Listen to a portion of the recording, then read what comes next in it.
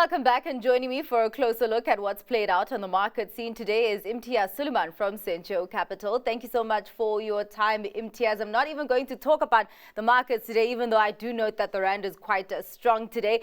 But yeah, one of the biggest news on the JSE today is the exchanging of hands on that leadership arena between Standard Bank and Absa. So we have Kenny Fihla, who is the Deputy CEO of Standard Bank and CEO of Standard Bank South Africa, now being appointed as CEO of Absa. We have him starting in that position on the 17th of June. Quite interestingly, I did see the Absa stock up almost 3% in morning trade. Not really sure where it ended on the day. How is the market viewing this move? Yeah, thanks, Anati. I think it's a positive move for Absa, certainly a coup for them. They've had lots of management changes over the last few years, and this is their seventh CEO in relatively quick succession. I think the stature and the experience that Kenny brings to Absa is certainly very well welcomed. I think it will take him some time to settle in, and one of the key areas that needs attention in Absa's life is the retail sector and the retail banking part of Absa. So, does Kenny assemble a strong team? I think he would do that, and he needs to steady the ship. So Charles has been the caretaker CEO. He's been part of Absa for some time, and I think this new appointment will certainly bring some certainty to that appointment. It's a permanent CEO, but also some stability to what we've seen in Absa over the last few years. Indeed, the pick is also quite interesting because I think after Daniel Minele, they were looking for someone inside, and of course they did get an internal hire, Ari Rautenbach, and of course things didn't go well there. So quite interesting that they have gone for another external hire. But yeah, we will see how that goes. Let's go into telecommunications. MTN came out with its full year results today. In terms of underlying performance, they say that the second half really benefited them, but big differences there when you look at the numbers on a reported basis versus a constant currency basis. We did have the bottom line there slumping almost 70%.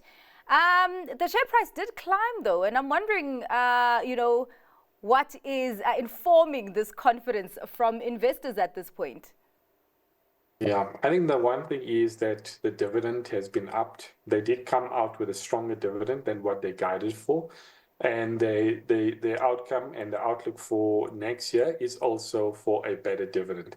So it speaks to a more confident outlook in terms of some of the underlying operations, especially in Nigeria. Nigeria has been very tough from a currency perspective, where we've had massive weakness in the naira there.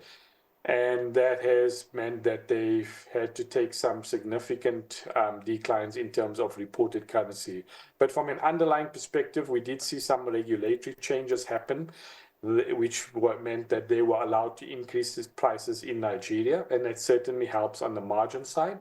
And then secondly, we've seen them renegotiate the tower leases in Nigeria to more of a locally based currency mechanism rather than being dollar-based. So I think overall, if you look at those two outcomes, positive for Nigeria. South Africa has been growing at 3%. I think what did better there was the postpaid, which is the contract side, whilst prepaid is still a bit under pressure. All right. Well, let us go into hospitality because Sun International also came out with annual earnings. Continuing income increased 5.1%, and we also had double-digit growth in the bottom line. Initially, the stock climbed about 2%, but gave up those gains at some point, going into the red by 2%. I don't know exactly what investors were trying to figure out there, but just talk to me about Sun International's positioning in that hospitality and gaming space. Yeah, I think they're well positioned to benefit from any uptick that we see in the economy. And we saw some of that come through over the last period. So tourism, both from a local perspective as well as from an international perspective, has started to pick up. So the hotel side doing a bit better, the rooms, the food and beverages also doing much better. And then if you look at it from a online gaming perspective, Sunbet, that was up 60%. whereby earnings were 1.2 billion. So that's also doing quite well in the overall stable. They do have a strong cash conversion cycle, so buying back shares, paying out dividends to investors. And overall, I think you would see a further pickup should the economy pick up from here. And quite interesting trading, because as I saw that uptick, that initial uptick of 2% and then edging down 2%, now it ended off the day up more than 2%. Well, let's go into coal miner Thungela, also out with its full year results. Revenue ticking up 16%, but headline earnings per share plunging 27%. That stock, though, has been trading solidly in the green, up about 6% on the day. Was this reaction, though, because looking at these numbers, that the fact that there was a plunge on the bottom line, talk to me about this positive reaction and really what it was focusing on. Yeah, if you look at Thungela, they have a very strong balance sheet. They do produce a lot of cash, and they're quite conservative in terms of the overall management of their cash.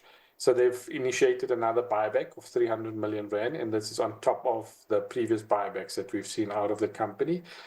From a coal price perspective, that has been under pressure, but we've seen some stabilization in the coal price over the last period.